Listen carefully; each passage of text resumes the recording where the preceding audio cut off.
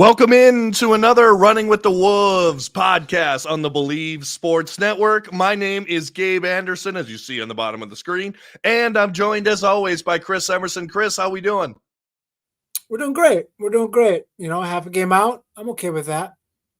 Yeah, and before we go any further, we do want to mention we're doing another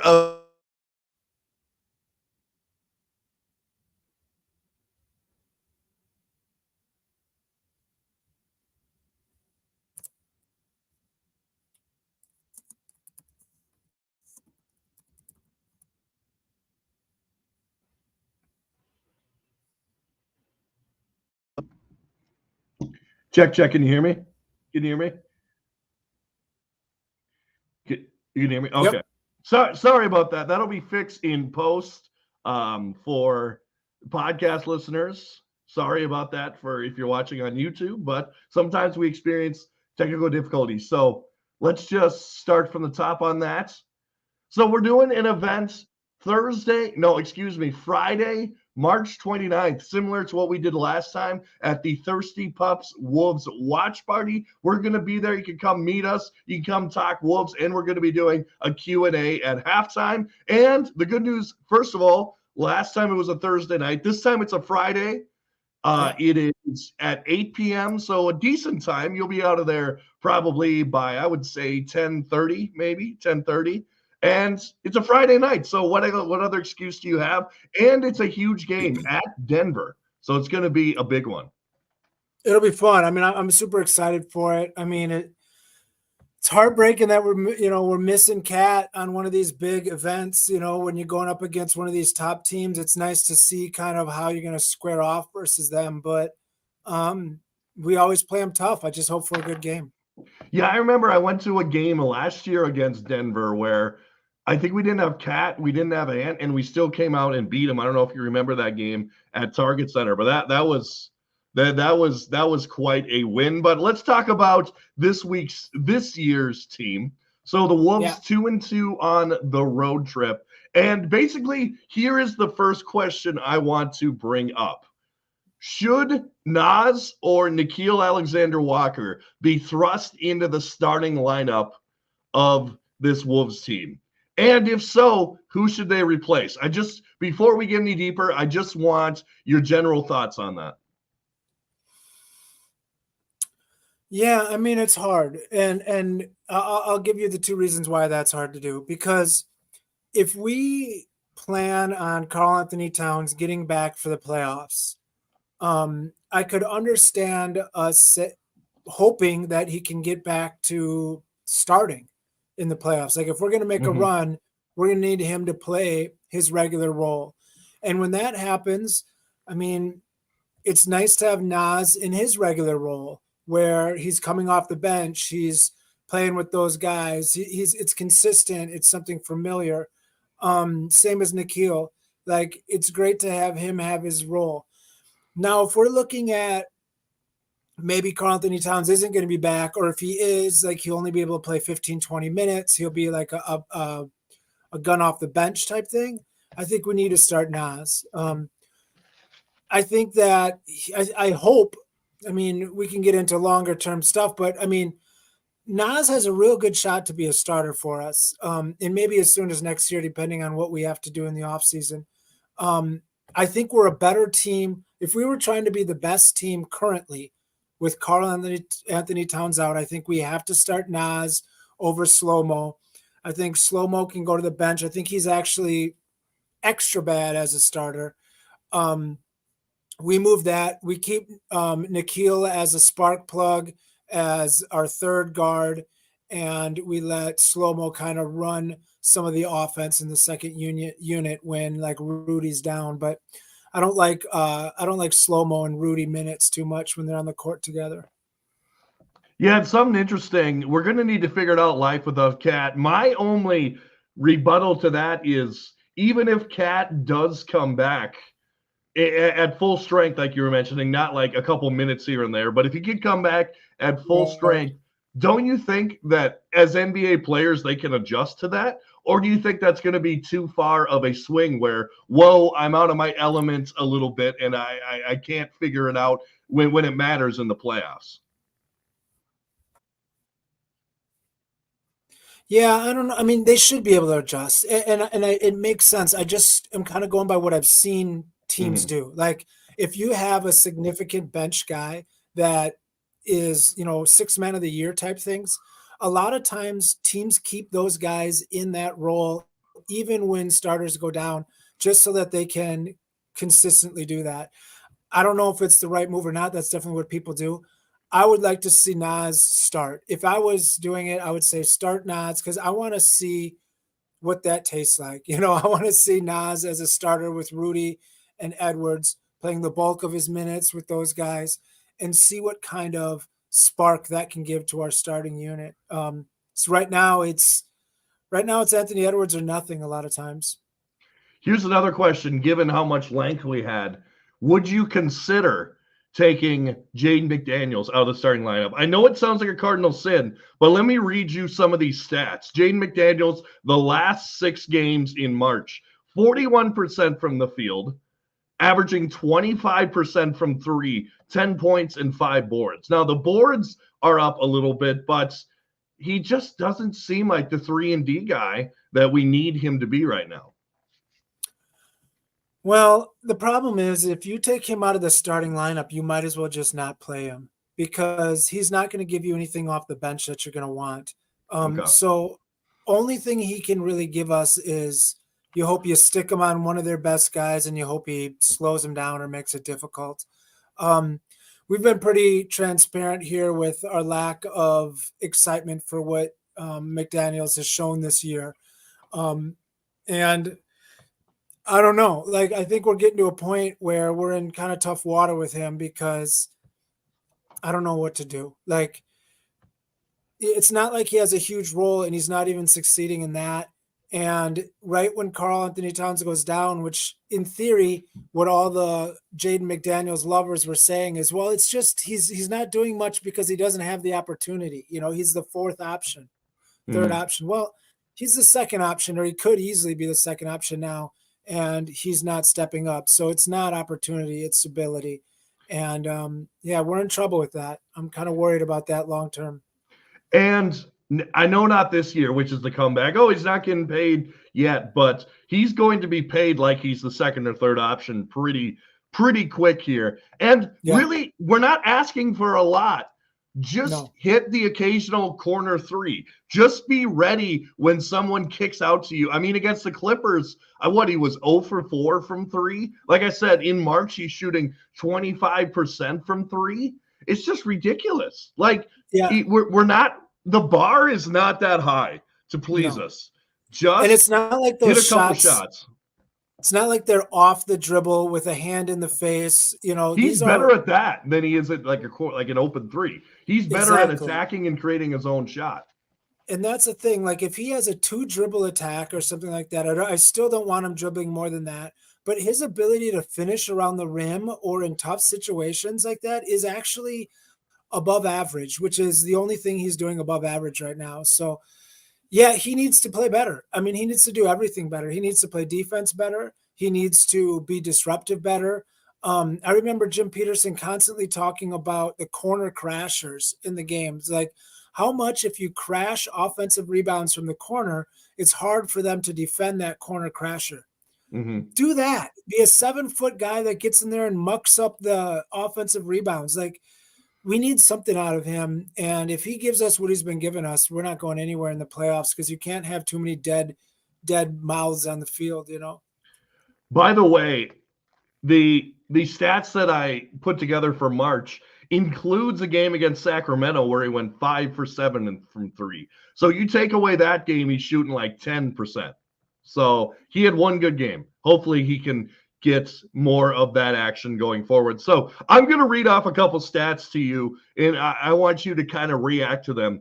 So Okay. games without Karl this year, our offensive rating 113.3, 11.2 turnovers per game, 11.1 3-point makes, 33% from 3, 13.3 free throw, or 15.6 free throws attempted. With Karl this season, 116.6 offensive rating, 13.9 turnovers per game, which is higher. Obviously, Cat is prone to turnovers. 12.5 3-point makes per games, 39% from three, and 24 free throw attempted. Now, the big three stats that really stick out for me from those is, first of all, less turnovers without Cat on the floor. That's the positive for the Wolves. The negative, 33% from three without Cat, which is probably towards bottom of the league. 39% from three with Cat. And then the other big stats, without Cat, almost 9 less free throws. 15.6 free throws attempt without Cat, 24 with Cat. What does that say to you? I mean, definitely different play style. I know we're doing a lot more movement. We've got like guys like Naz coming off a lot more movement stuff opposed to one-on-one stuff that sometimes gives you free throws. But what stands out to me is you said 3 points difference. We're scoring 3 points less a game, which is important, but it's not like whoa. Right. And we're turning the ball over less, which probably turns to about the same amounts. I'd be interested to see what the defensive rating is differently. But I mean, here's the deal with people like me who have said I think it's time to trade Cat for a while.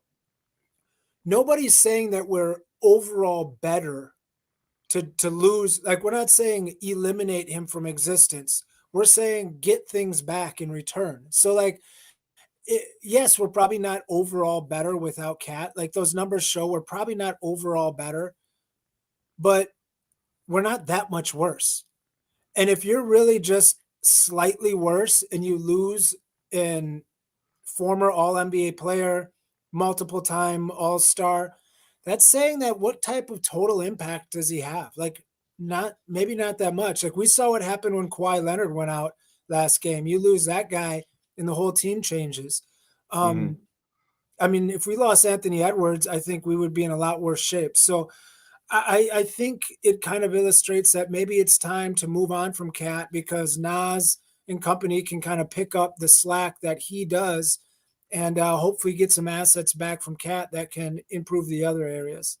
Yeah, for sure. I mean, that's more of an off-season question. Hopefully, Cat can come back and be effective in the playoffs. And if Cat is great in the playoffs, which he hasn't been historically, that all of this can change. Like, if he's great and we go to the Western Conference Finals or the finals, and Cat's a big reason for it, I absolutely bring him back for sure. Yeah, because success speaks volumes over everything else. So maybe that's when Jaden gets moved.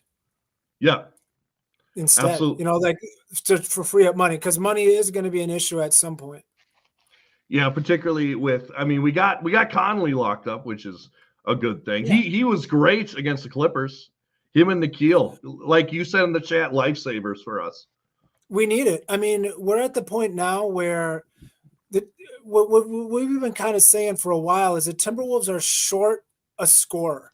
Like, we're one guy missing that can get you buckets, that can score you 20 a night, any night, or 30 a night, that can blow up and go nuts, like Nikhil Alexander-Walker did last night. Like, if you think that can happen more and more often, maybe we have everything we need and Nikhil's the guy. But we're going to need another 20-point scorer. Like, you can't win games with one guy scoring consistently 30 and nobody else scoring 20. So somebody's going to have to give it to us, or it's going to have to be manufactured with everybody. And it's really not even a somebody, because, it's not going to be slow-mo. It's probably not going to be Rudy. I mean, Rudy does what he does, but he's not going to score you 30, over and over again. It's going to have to be, or it could be either Naz, Walker, or Conley. And Conley doesn't seem to be that guy right now. So it's pretty much Naz or Nikhil. And we're going to need it every night out of one of those guys, at least 20. Yeah, absolutely. It's going to be interesting. You've seen, particularly against the Lakers, and I think this speaks testament to the importance of Rudy Gobert when they didn't have Gobert. Their only choice against Anthony Davis, LeBron, and the Lakers was to try to outscore them. That was the only way they were going to win that game. And obviously without Cat, they didn't have enough firepower to do so. And then what happens? Rudy comes back. You get 19 offensive rebounds in a game. Your defense looks awesome. You only allow like 8 offensive rebounds to the other team. And just the importance of Rudy Gobert, I think, could take you over the top. So speaking of Rudy Gobert, he had some comments to the league, which I'll give my opinion on in a little bit. But what's your thoughts on Rudy's comments, the technical, the whole thing about him saying that the league is trying to rig stuff against the Timberwolves? I'll give some stats after that. I mean, it's tough because, things can be pretty subjective that way.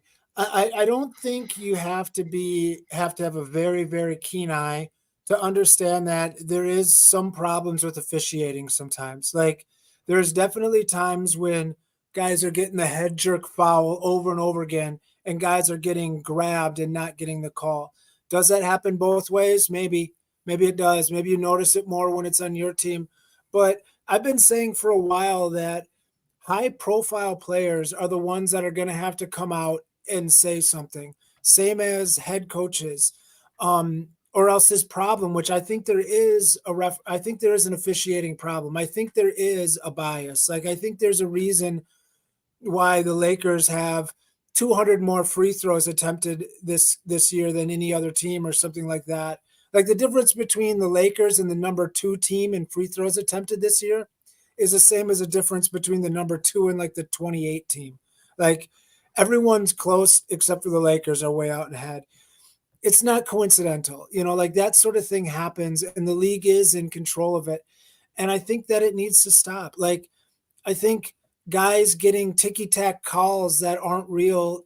I mean, are they trying to lose the game for some other team? I don't know if that's the case, but I think that stars, quote unquote stars, do get calls that they shouldn't, and regular players don't get those calls. And I think that ever since Michael Jordan, that's happened, but it needs to kind of stop. And I think without guys like Rudy Gobert stepping up and saying things, but even probably higher profile guys than him need to do it, nothing's going to change. Here's my rebuttal to that, though. They come back. Isn't that just going to make it worse for the Wolves? Possibly. Or is it more important to fix the ref problem with an eventual change? Is it worth hurting your own team in the short term in order to make better for the league going forward? Is it more of like a dignity thing where you got to be like, hey, I'm taking a risk here, or is it more important to save your own behind?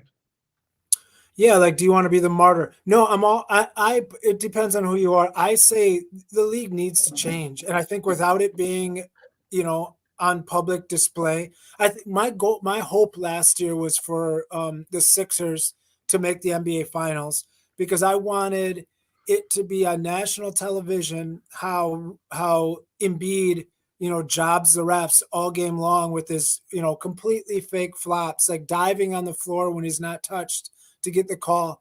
That sort of stuff needs to be so front and center that, the public, the viewing public, is outraged about it. That's the only way something's going to change. It has to be made loud and clear, or else it's just what we're going to have to get used to. The fact that a guy can, throw himself on the ground without getting touched to pick up some other guy's 4th foul and get him out of the quarter.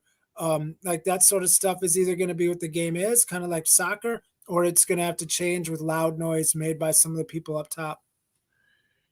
Yeah. The only thing that I will rebuttal with once again is looking at the stats. The Wolves are not bad at free throws attempted. They're actually 9th in the league in free throws attempted, and Anthony Edwards is 14th in free throws attempted a game with 6.6. So I feel like some of the calls that Rudy is arguing against might be going in his team's favor in some capacity. Like, I'm just saying the thing that Rudy says, or maybe he didn't say this, but that he implies that the league is out to get the Minnesota Timberwolves. I don't believe that. I really don't. I don't think they're out to get the Minnesota Timberwolves, but I think they're out to not help certain markets, and not like the Minnesota market. I'm saying the middle of the nation, flyover country, small to medium market. I don't think they care much about. I think they would much rather see the Lakers, the Clippers, Boston, New York, um, Philadelphia. I think they would much rather see those teams succeed and move on. I think they're much more likely to give the benefit of the whistle to those teams. I think Rudy Mm-hmm. gets hit in the face all time, all game long. If he touches a guy in the face, that's a foul on him. I think that stuff gets frustrating. Um, I would say Anthony Edwards probably drives more aggressively to the rim than almost anybody in the league. Should he be 14th? Maybe he should be 5th in the league in free throws. 3 or Mm-hmm. 4 free throws a game can win an entire game. Like most NBA games are decided if you look at the average points per game versus if you look at the number 5 team in the league in points per game and the number 15, my guess is they're only about 2 or 3 points apart. So 4 free throws difference a night can be 5, 6, 7 wins. So Right. yeah, it's tricky. It's a tricky thing, and it's been around as long as time. But I just hope that it gets figured out. And I don't think complaining is working. I would rather I do like Rudy complaining publicly like this over throwing tantrums on the court, though. I don't know if Yes. either way is right. Because I don't think he got fined $100,000 for doing the sign. I think he got fined because he followed up on it, because he went into the press conferences and continued to talk about it. So I don't know. I'm just pissed that Rudy's antics cost us a game. That's what I'm just pissed about, because that game could be costly. Although good news right now is Boston is creaming Phoenix. So that's solid news. And the Thunder are playing the Mavericks tonight, so one of them's got to lose. So that's good news. Anyway, one more thing that I want to mention. We got to talk about now. This podcast, I feel like, has been a little doom and gloom, like trade Cat, trade Jaden. But we do got to remember the Wolves are in their best spot that they've been in years. They have the best record that they've had in years. They just came off a huge win. A lot of people calling it the win of the year over the Clippers. Nikhil and Conley just went off, and we have a certified star in Anthony Edwards. So let's not make it too gloom that we're talking that the season's over or anything, or we got to trade this guy and this guy. We're just talking about it long term, and potentially that's what we could do. But believe me, at least we are completely set on this team making a run. Yeah. And we have a shot to. I mean, we definitely have missing pieces. We definitely have to get lucky. But I mean, like we've said before, we've been in first place longer than 10 times longer than this franchise has been in their entire history this year. Like, we're playing great. We're playing awesome. And not only that, not only do we have a certified stud in Anthony Edwards, we have a certified killer. Like, he's a guy that can take over a game. Like, we've never had that. Like, I lived through the whole Kevin Garnett era. He was very good. He was a very good, consistent player. He isn't a guy who's going to go for 25 and a quarter when you need it, to win. That's just not who he was. And Anthony Edwards is that guy. Like, that's something that there's not many in the entire NBA. So it's exciting to see. And he's still a baby. So we'll see what happens moving forward. One thing I wanted to mention before we go, I just thought this would be a good side question for you. Chris Finch has a potential, and I almost think, and I'll explain in a second, I almost think Cat going down on injury gives him a better shot at this, but he's got a chance to win Coach of the Year, and I'll tell you why. First of all, since 2019, 3 coaches that coached the All-Star game have won Coach of the Year. So that's a good start. Now, coincidentally, those 3 coaches, and I hope this isn't a omen of things to come, Mike Budenholzer, Nick Nurse, and Monty Williams are no longer on the team they won Coach of the Year with. But that's neither here nor there. And I think that if with Karl Anthony Towns out, if he can lead this team to a top 2 or 3 or maybe even 1 seed, and he does that without one of his stars, that's got to help his Coach of the Year resume.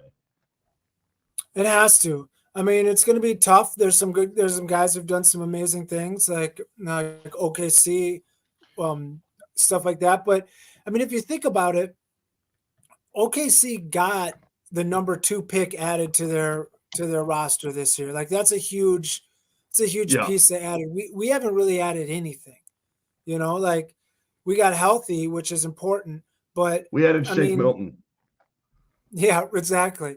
And I would say a coaching job of making 2 bigs work is a lot harder. So like it would be great to see him do it. I don't think he cares. He seems like a guy who doesn't care. But I think he has a shot. I think you're right. I think if Karl Anthony Towns would have stayed on our team and we would have finished second or third or first or whatever, everyone would have been like, ho hum, they were there all year. It's not that exciting. But if we can step it up and he can show that he can adjust the roster enough, and even to stay where we're at, top 3, I mean, that's a bigger feather in the cap than what we were doing. I think you're right. Absolutely. So looking forward, the Minnesota Timberwolves have 2 against the Utah Jazz. And I know the Utah Jazz are good at home, but they're a team that I believe has a drop. Now, we don't know what's going to happen tonight against the Hawks, but I believe they've dropped 11 out of 13 games. Got to get these W's on the road. Got to get them. Yep. Got to get them. Must wins. Absolutely. And this is the Running with the Wolves podcast. Chris, thanks so much for being here. Yeah, no problem. Excited for our Denver game. Yeah, it's going to be a good time. And like I said, I'll mention it one more time. March 29th, set your calendars. Make your Good Friday great, because we are going to the Park Tavern for the Thirsty Pups Wolves watch party. We're going to be doing a podcast, kind of a Q&A type thing at halftime, and we're just going to hang out with you guys. We'd love to meet you. So that's the 29th at the Park Tavern. Come, you can get food. You can even bowl if you want. What's better? Giveaways. They gave away real good seats last time. They've got gift cards they give away at this thing. I mean, it's a great time. They put on a real good show. They do. It's a fun time. And I should mention, if you just want to go to the Thirsty Pups as well, you want to go check them out before we're there. They're also doing the Utah game tomorrow, so you can go and check that out. I believe they're doing a trivia night, so you can go check them out at that. Should be a fun time. But we'll be there the 29th. This is the Running with the Wolves podcast on the Believe Sports Network. Make sure to like, share, and subscribe on YouTube, and give us a 5-star rating, or just the rating you think we deserve on Spotify or Apple Podcasts. And as always, go Wolves.